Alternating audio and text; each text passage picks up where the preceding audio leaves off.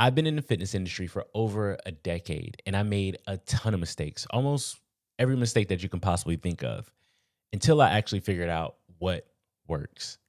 So, in this episode of the Black Line Blueprint, I'm going to go over those 21 mistakes I've made that cost me progress and time so you don't have to waste time and sacrifice your progress making those same mistakes I have. Let's get right into it. So, starting with the first one, we're jumping right into it, is constantly switching programs instead of letting one work. So, one of my biggest mistakes is I started off in CrossFit and I was doing CrossFit classes. And then I also had a coach who was trying to, who wrote a program for me after that. So I did the CrossFit classes and then he saw that I was making progress and he was just like, "Hey, you want me to write your own program?" And I said, "Of course," because I was doing extra stuff outside of the class as well. So he was just like, "I might as well just write you a program."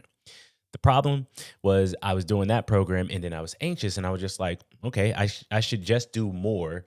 And then I tried to do more on top of the program that he was giving me. So I asked, could I do the classes also? Because I did enjoy the group class as well.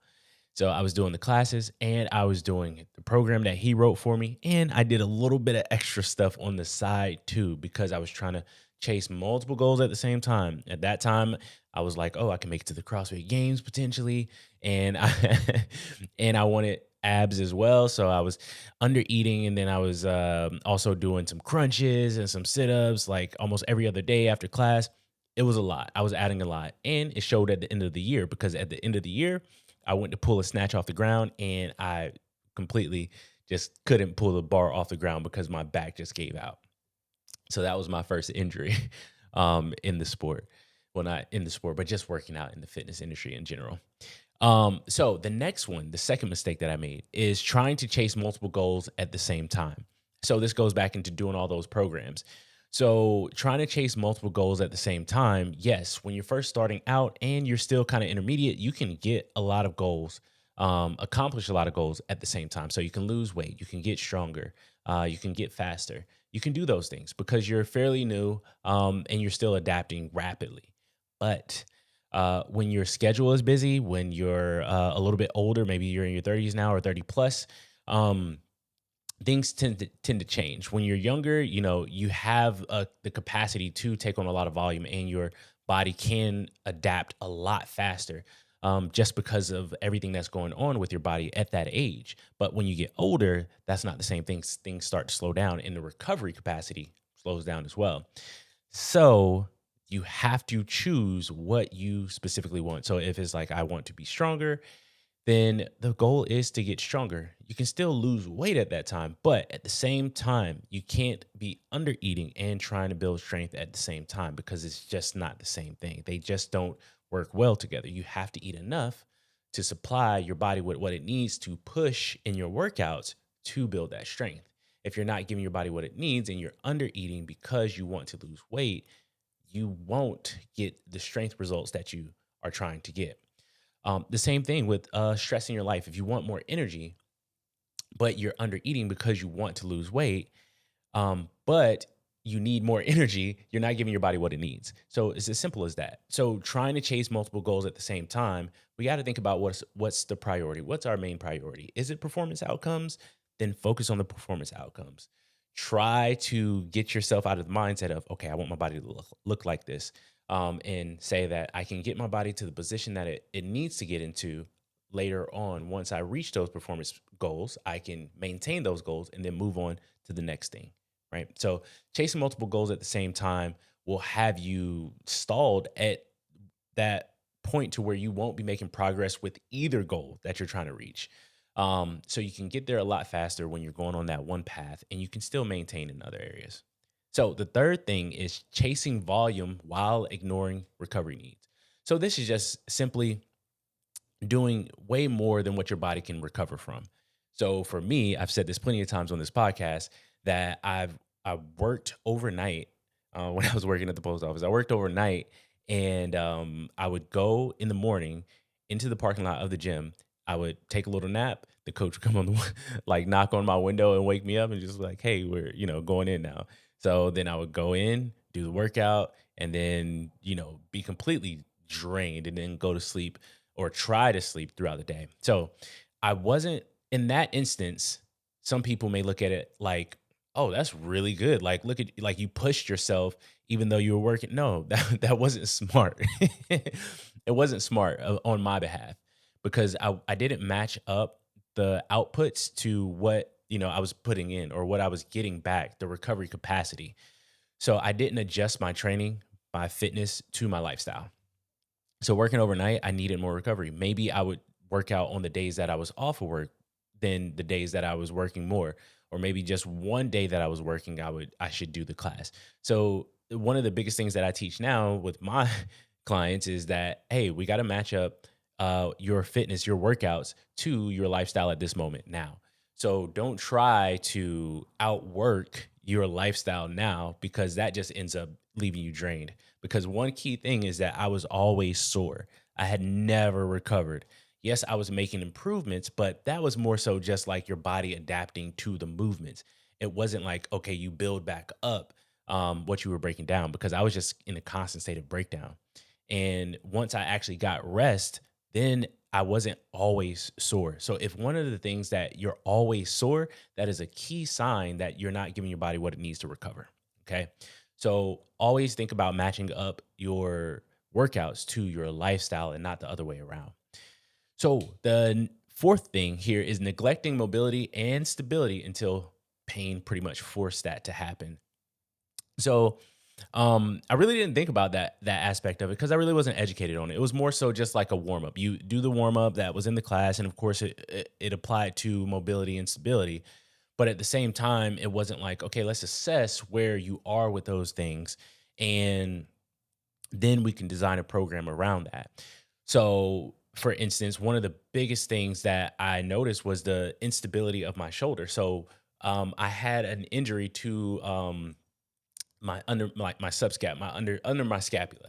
Um, and when I had that injury there, I couldn't figure out like what it was. I thought it was mobility issue, but I know where it came from. It came from jujitsu, but it didn't heal appropriately because I was still doing a lot of things around it. But I'm kind of getting off task. The main point is shoulder. Whenever I had my right shoulder and I was able to get overhead, I thought it was a mobility issue. I thought it was a mobility issue because I couldn't really get overhead or stabilize weights or loads overhead that well or really reach. But then I had another coach later on down the line that actually designed a lot of stability in my workouts and specifically for the shoulders. And I remember going to do pull-ups and my pull-ups feeling the best that it had ever felt, more stable, more strong. And I realized looking back as I examined the program that it was a lot of stability going on with the shoulders.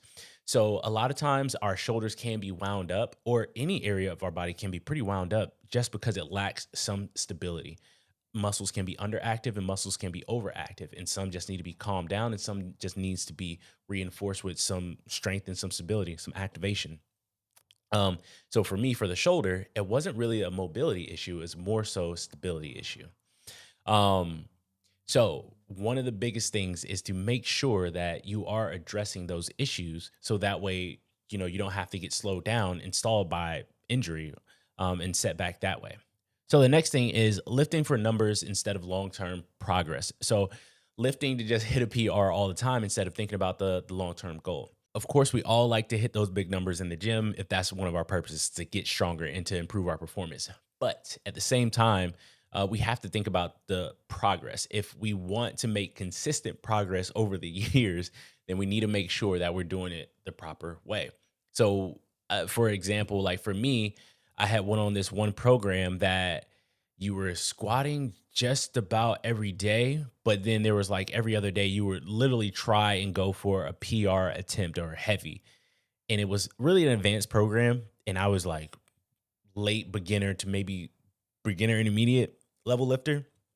And I tried to do this program and I saw like major results week one and half of week two. And then by week three, I was blown up. I was so fatigued. It was ridiculous. I couldn't really lift. My nervous system was just shot by that time. So I didn't build up what needed to be built up. I didn't build up my technique with the exercises. I didn't build up my muscle mass, my capacity, my muscle endurance. I didn't build that up to be able to sustain those heavy loads over a consistent period of time. And it pretty much showed the same thing whenever I would go into a gym and it was a heavy lift. I would just try and lift and not even have the technique down for the movement. So the biggest thing here is make sure that you start with the foundation. The goal could be, the first goal is to always get down and master the movement pattern. You master the movement pattern, you build your ability to actually perform that movement at a really high level. So, the biggest thing here is always make sure you're properly progressing yourself and not just really forcing one rep maxes or PRs, or choosing that over the long game. Okay, so master movement patterns first and then start to worry about load. The next thing, the sixth mistake, is speed over technique early on. And this just goes into that last one that I was saying. So, and it more so pertains to kind of like if you're in the functional fitness space, in the CrossFit space or whatnot, and thinking about just trying to get through a movement fast, or you're doing hit classes or anything, and you're just trying to get through these movements really quickly. A lot of times that can lead to you doing movements, one, that you don't have the technique for, and then two, your body isn't prepared to actually take on that amount of volume and speed at that point, and that wears down your joints really quickly and can beat you up really bad. And I saw that not only with me, but with a lot of members that I had coached over the years in CrossFit classes. When they would just jump into certain movements that they weren't ready for, they didn't have the strength, they didn't have the technique for, or they didn't have the recovery capacity for, because of the lifestyle that they were living outside of the gym. Injury always followed. It didn't have to be a major injury. It could just be like nagging shoulder pain. It could be nagging hip pain, nagging low back issues, nagging knee issues. All of those things popped up because of those things. Um, so yeah, make sure that you get the movement down, or you just scale to an easier movement whenever you are doing these. If you're doing these classes, or if you're doing these workouts on your own and you're just getting into it, you want to do those things. Make sure you're doing movements that are a little less stressful on the joints too. Like, do, instead of barbell snatches, maybe do dumbbell snatches instead. That'll be a little bit easier on the joints, especially in older age, as you might lose that range of motion going overhead. A little less intensive. So, technique over speed. The seventh mistake, not warming up properly. So I've been through multiple stages with the whole entire warm up thing. I went through doing extensive long warm ups, like doing a bike, and then some soft tissue work, and then some specific movement prep for certain muscle activation, and then the specific movements that I were doing in my workout. So that would be like almost a 20-minute warm up. And then I went to the other extreme, to where I would just only warm up the movement that I was doing for that day. Um, but all in all, the biggest key here is to make sure you do some type of prep to prepare your body for what you're going to be doing in your workouts. Um, so the biggest thing here is also to make sure that you're not doing exercises that are outside of your capacity, your capabilities, your mobility limitations, your injury history, the stability that you have. All of those things matter in how much you need to warm up. Because if you're doing things that are way outside your limits, let's just say you have poor overhead mobility and you have to do overhead squats. You have to do overhead squats. Those I did some quotation marks. Um, so you have to do overhead squats. But the key thing here is, if you don't have that overhead mobility, you're not going to get the most out of it. So instead of doing those overhead squats, maybe you just do, you know, snatch balances, not snatch balances, snatch grip push presses, right? So you start to work on that, and you're doing it at a lighter load, because when you try to go down into that overhead squat, you can't actually get into a deep squat. And then maybe, for instead of, the squatting portion, you do front squats instead, or maybe you do back squats instead. So that way you still get a good squatting training effect, you still get a good overhead training effect, and you don't force your body into a range of motion it's not prepared for, thus increasing the joint stress that you have. And you over here trying to do this extended warm up to get mobility that it's going to take you a little bit longer to get, because sometimes you can see immediate changes, and other times it takes months to see changes. There's been plenty of my clients that we wanted to improve their overhead mobility, but for years they've been doing it a certain way, and they had those restrictions, and they may see immediate results within maybe a week or so, but then the results come less, they're less dramatic as we continue to move forward. So you want to make sure that you address those things. And then if you're choosing the right exercises in your workouts, then your warm up doesn't have to be that long. It could literally be just specific movement prep until you feel warm and you're good to go. So the next thing, or the eighth mistake, would be going through the motions instead of being educated on the why. So, and this is what makes you jump from program to program, not understanding why you got the injury that you did, why you're not making your strength gains that you want, how to make adjustments if you need to make adjustments without a coach being there. Understanding the why behind it. That I educate my clients probably in an annoying way, because I try and tell them the meaning behind what they're doing. Because if they don't know that, then if somebody else asks them, or if somebody else comes to them and tell them like, oh, you should be doing this instead, then they can easily be persuaded, because they don't even understand why they're doing the program that I'm giving them. Um, and this is especially true when you're working independently with athletes who their sport doesn't have a consistent framework, I'll put it that way, on how to get to a certain level. So I see it a lot with the combat sports arena, when you can see another athlete doing a specific exercise, or you see them doing certain routines, and you're just like, okay, well, this top athlete's doing that, so I should be doing that. But that doesn't take into consideration that, okay, that top athlete may be doing this, but they were probably strength training for 10 years and you've only been doing that for 2 years. So you may not even be ready for that. Another thing, your injury history. That athlete may have not sustained any injuries whatsoever, and you're dealing with a knee injury or a shoulder injury, or you've had past shoulder injuries, you're dealing with a small labral tear, you have those things going on. Would that program work best for you, knowing that you have all those limitations? Probably not. You need a workout program that works around your limitations and works for your progress, not another athlete's special program, or what has helped them get to where they are. And the other thing is, a lot of times those like highlight reels aren't actually what they're doing in their workouts. Sometimes it's literally just like, okay, we're going to do this for promotion. So that is just a, aside there, that you have to be educated on why you're doing what you're doing. Even if you just like, okay, I know this is going to help me build some leg strength. Even if it's as simple as that, that's cool, right?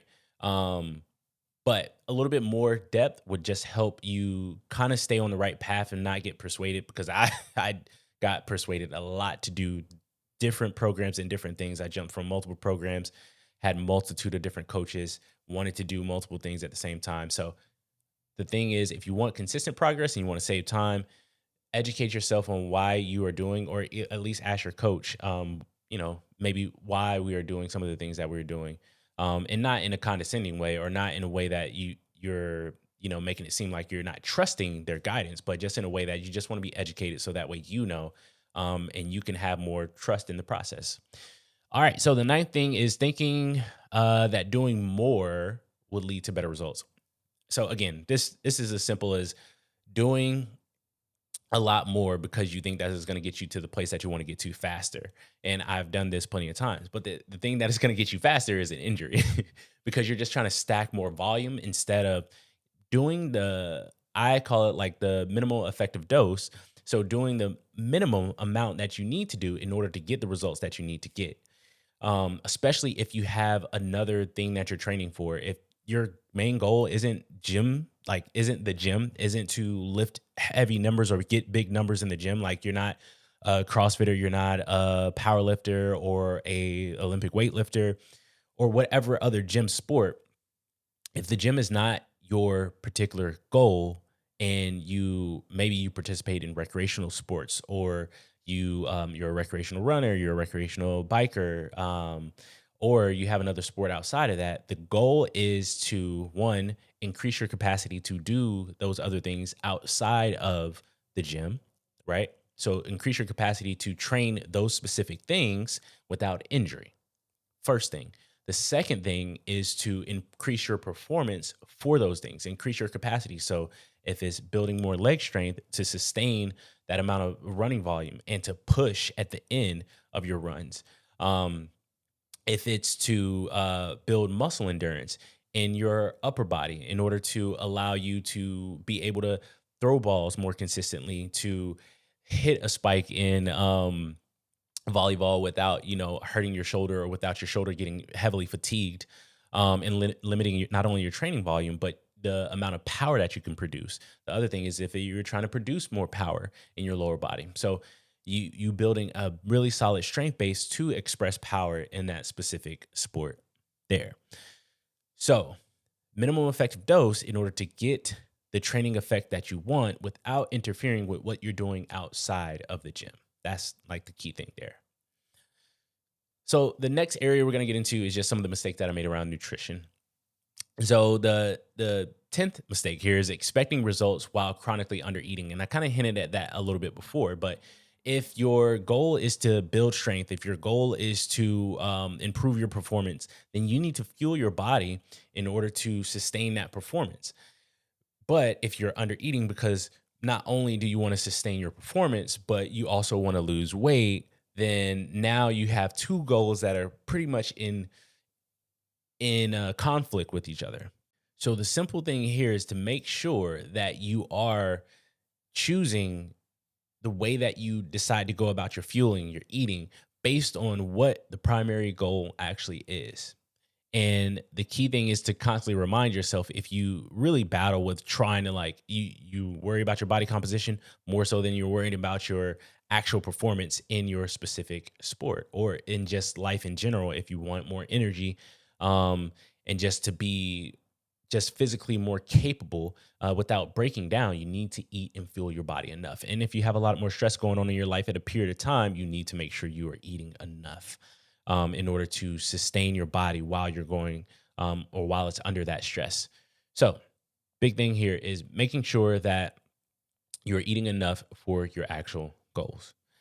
So, the next thing is, or the 11th mistake would be not eating enough protein for recovery and strength. So, a big thing is a lot of people can undereat and usually do undereat protein, especially if they have some type of weight loss in mind as well as performance. But for performance purposes, definitely need to get enough protein in. And even if you are trying to lose weight, let's just say body fat, because we're not trying to lose just weight in general. We want to lose body fat and maintain muscle mass. You need to have enough protein in order to sustain your muscle while you're losing that fat mass. And you need, in order to build your body back up for recovery purposes and strength from your training, you need enough protein. So, make sure you're eating enough protein in each meal. And usually I say, like, if you're eating 3 meals a day, make sure you just have, it can be a palm-sized portion of protein. It can be 1 to 2 palm-sized portions of protein. Or if you want a specific number, it can literally just be the 1 gram per pound of body weight in ounce. No, 1 gram per pound of body weight per day. So with that in mind, and that's literally like the max that you'll usually need to have if you're measuring things out like that. But usually you'll know how much you need by how much you can take in over time. It'll gradually improve. So the next thing is the 12th mistake would be prioritizing supplements over real food, like protein shakes, right? So people like with busy schedules, for sure, there's a lot of my clients like that. They'll try and just like, okay, I just eat protein bars, drink protein shakes instead of actually having a full meal. If you have the time to actually eat a full meal, like prioritize a full meal over just the shake or the protein bar, because you're going to get way more return on eating a full meal, because you're going to get way more nutrients from that full meal, way more vitamins and minerals than you would if you just had the protein shake or the protein bar. So simple thing here is to make sure that if you do have the time, make sure that you prioritize those whole food sources instead of supplements. Mistake number 13 is equating healthy eating with restriction and low fuel. So again, like this is, I need to just keep going over this point. You can eat healthy, right? You can potentially eat healthy, but still be under eating, and you can confuse like healthy eating with not eating a lot of food at all, which that's not the case, because we have to give our body what it needs. If you sense that you're not recovering fast enough from your workouts, you're constantly sore, you have joint pain and aches, your energy dips throughout the day consistently, you have low energy, your workouts, you're not able to push as much as you want, you are under fueling. So start to increase the amount that you're eating. And you can just, again, start with adding more protein to your meals.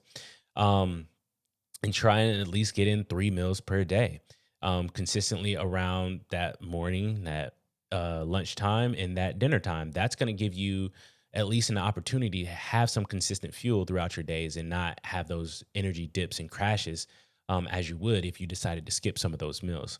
So healthy eating is not restriction, and is not low overall amount of food that you're eating. That's not healthy, even if they are whole food sources.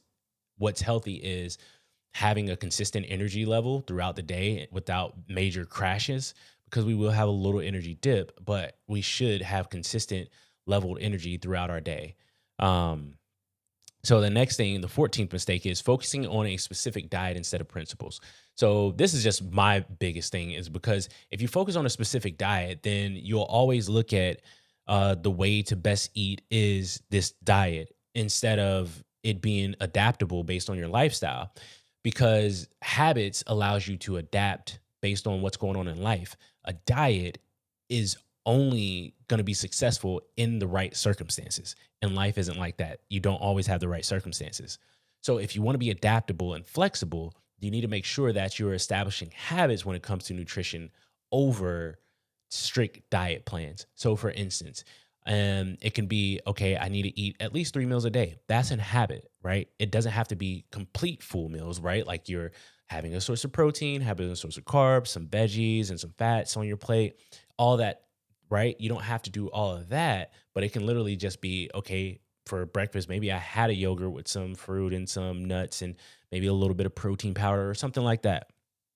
And then for lunch, I actually had a full meal.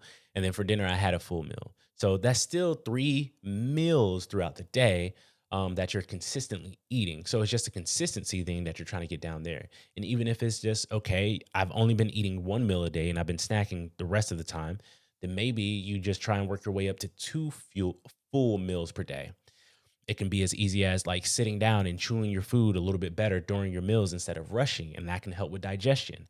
Again, whenever things are kind of off and crazy in life, you just kind of go back to the habits that you need to reinforce. And then you'll know how to make adjustments. You'll know what snacks to choose from when you have to when you're a little bit busy. You'll know which whole food sources to go down to, let's just say a grade, when you have to have something that's a little bit more convenient than something that is going to give you the most amount of nutrient quality in it. So the big key here is just making sure that you're thinking about habits over strict diets when it comes to nutrition. So the 15th thing is eating rushed or stressed, which is hurting digestion and energy. So this goes back to the point I was making with one of those examples, is whenever you eat rushed and stressed, because I've done this a lot, when I would literally take a big full square Tupperware container of like my rice, my vegetables, and my protein, and I would have that big container, and then I would just whip it up, throw it in the microwave, head to the gym, scarf it down, and then within the next 10 minutes, I was coaching a class. That is not the way to allow for better digestion, absorption of all those nutrients, because just because we put it in doesn't mean that we're absorbing all the nutrients from it. We need to be in a really good state in order to absorb as much as we possibly can from those food sources that we put into our bodies.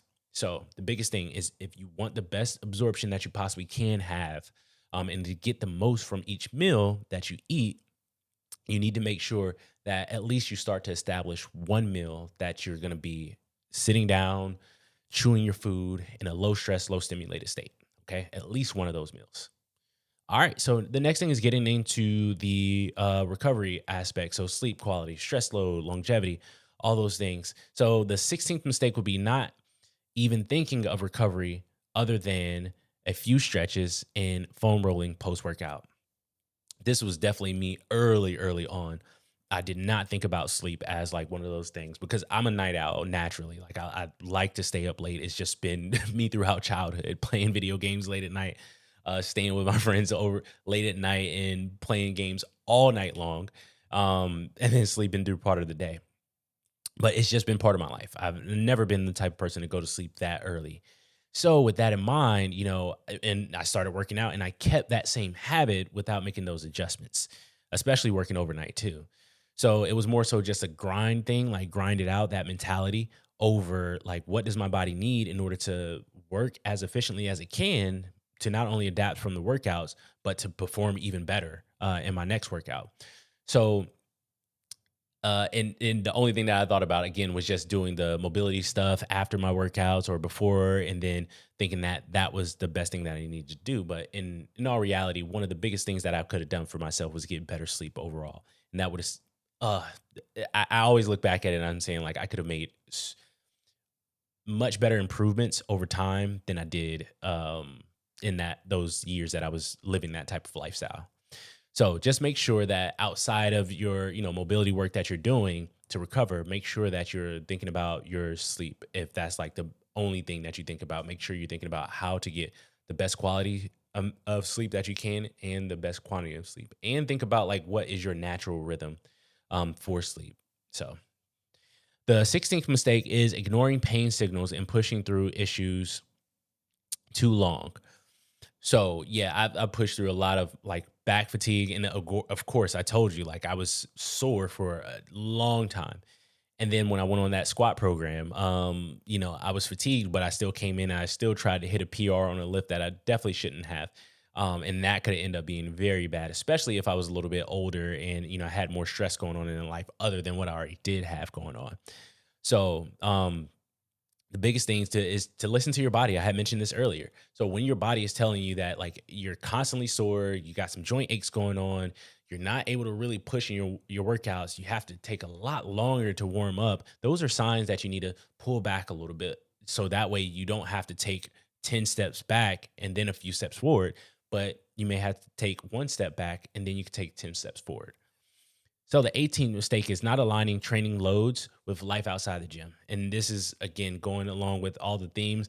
And these things may sound like the same, but not align. I said these things in a different context, but they all apply.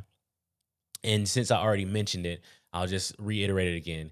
If outside the gym you have, let's just say in this season of life, something pops up that you have more stress going on, you need to reduce the overall amount of time that you're spending in your workouts, that you're training, maybe adjust the exercises that you're doing to be a little less intensive. So that way your body can recover and still adapt from those workouts, or at least maintain the progress that you have made over that period of time, instead of trying to still push through when you have a lot more life stress going on outside of the gym. Okay.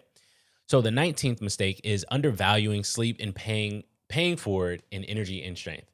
Again, sleep, I mentioned before in that other example that I gave about recovery. But if we think about sleep, then we can also think about just managing the stress as well. So sleep is very important. And if anybody else tells you otherwise, just think about, I'll just give you this example. If you can think about the time you had your best workouts, you felt the strongest that you ever felt in the gym, or you felt the best that you ever felt in your runs or your biking outside of the gym, or any other sport that you played, you'll always kind of correlate it back to maybe you had the best week of sleep that you've had or the best past few days of sleep that you had, because they usually compound over time. It's not like you get one good night of sleep and the nights before you, they were terrible and then you feel really good. It's more so you've had a multitude of good nights rest, and those compounded to a really good performance in whatever you were trying to improve your performance for, or just really good cognitive performance with your job, with creativity, any other like mental endeavor that's very heavy on like creative thinking and complex problem solving. You'll realize that it's multitude of days that have of good rest that have stacked up that leads to that good performance outcome. So the 20th mistake is trying to ignore life stress until it forced downtime. So again, this goes back to making sure that you adjust based on what's going on outside the gym. If you have a sick family member, if you just had a newborn, if maybe you got a really big shift that's going on with work and finances, and that's really stressing you out. Maybe it's relationships, something's going on with your relationship at the moment, and you have to really deal with that. And it's not something that's going to be resolved in a few days or even a week. It's something that needs to be consistently worked on. You have to make those adjustments to your training based on that, because we still want to take care of our health, right? And we still maybe if we're getting paid for our performances in our sport, then we still want to make sure that we're performing as well as we can, or at least maintaining our performance levels. But we do have to make sure we're prioritizing those things that are important to us outside of the gym, and honoring that. Okay, so and then the 21st mistake, the last one, is beating myself up when I didn't stick to a routine. So this all goes like to the mentality of that, if I failed this time, right, I didn't stick to my routine, then, all is lost. Woe is me. But instead of taking it in that context, it could be like, okay, what we can think of it constructively as, how do I make sure that I can be more consistent? And if it's something that just literally won't allow me to predict, or you can't predict, then it's perfectly fine. Like, don't think about trying to control everything. Just think about how you can best make adjustments for when life, shows up. So that's, again, with the nutrition, it's all about, establishing habits so you know what to do when you have a lot more stress going on in life. With your workouts, is making sure you form your workouts in a way, doing the minimum effective dose, to where you can fit it in if life does get crazy, and you know how to make adjustments there. But if you have a strict routine that you believe that you have to follow, if you're trying to do a ton of volume because you believe that that's what you have to do and increase your performance, then it's going to be really hard to make adjustments when life eventually does, do what it does. um, so it's really good to think about that type of thing. How can I make sure that my training routine is as flexible as possible, so that way it works with my life and not against my life? So that way I don't end up beating myself up because I'm not able to stay consistent with those routines. I know what life is gonna happen, and I can make the proper adjustments when it comes to that. So that is it. The 21 mistakes that I've made. So those are literally simple things, right? So you don't really have to overcomplicate this fitness thing. It doesn't have to be too complicated. The biggest thing is just understanding flexibility. If you can design your workouts to where they're really flexible, they give you the minimum effective dose of what you need in order to improve your performance, increase your longevity, allow you to have good energy overall and not beat your body down, and it works with your life, then you're already on the right track. And if you can have some consistency there and understand just like what you're doing, why you're doing it, it'll really help solidify the purpose behind your training. So that way you can stick to it and be more consistent overall, because that's one of the biggest things that people aren't able to be consistent with the workouts. And one of the biggest things there is not having flexibility, and also not knowing why you're doing what you're doing. So once again, thank you for listening, and I'll see you in the next one.